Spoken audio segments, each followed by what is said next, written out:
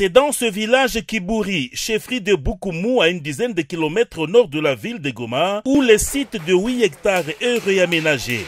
Les travaux de construction des abris provisoires pouvant abriter les sinistrés du volcan Nyiragongo évoluent en vitesse de croisière. Ce premier site qui recevra plus de 1500 ménages est érigé sur le financement propre du gouvernement congolais tel que voulu par le chef de l'État Félix-Antoine Tshisekedi. C'est le conseiller spécial du président de la République en charge de la couverture de maladies universelles et coordonnateur de la task force présidentielle qui est à la tête d'une délégation mixte et technique.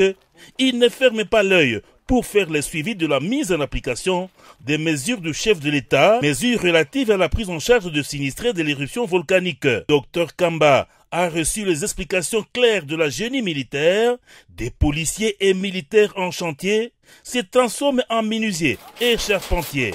Une première à l'est du pays dans les interventions lors de guerres et catastrophes, comme l'a confirmé ici Bienvenu Touichi, qui est le chef intérimaire de la chefferie de Bukumu. Pour nous, c'est un sentiment de satisfaction parce que c'est la première fois de voir un cadre de sinistré être construit par des tonnes, parce que ça n'est jamais fait. Parce que pour nous, dans le territoire de Niango et dans les pays, ça sera le premier modèle. Nous disons grand merci au chef de l'État parce qu'il s'est donné le courage pour construire les sinistrés. Il n'a pas tout donné aux humanitaires. Munguiko est sinistré de son état.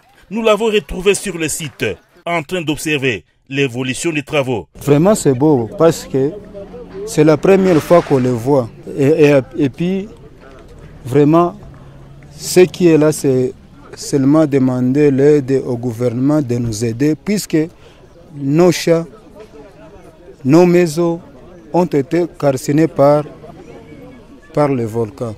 Je remercie et le chef de l'État doit continuer à nous aider pour avoir comment ça procurer des vivres. À ses côtés, le général-major Kangou Diambaya, directeur de la clinique présidentielle, M. Tchelo, secrétaire général au ministère des Affaires sociales et humanitaires, sont aussi présents. Ces résultats, ce n'est pas pour passer par les ONG. Les ONG nous aident.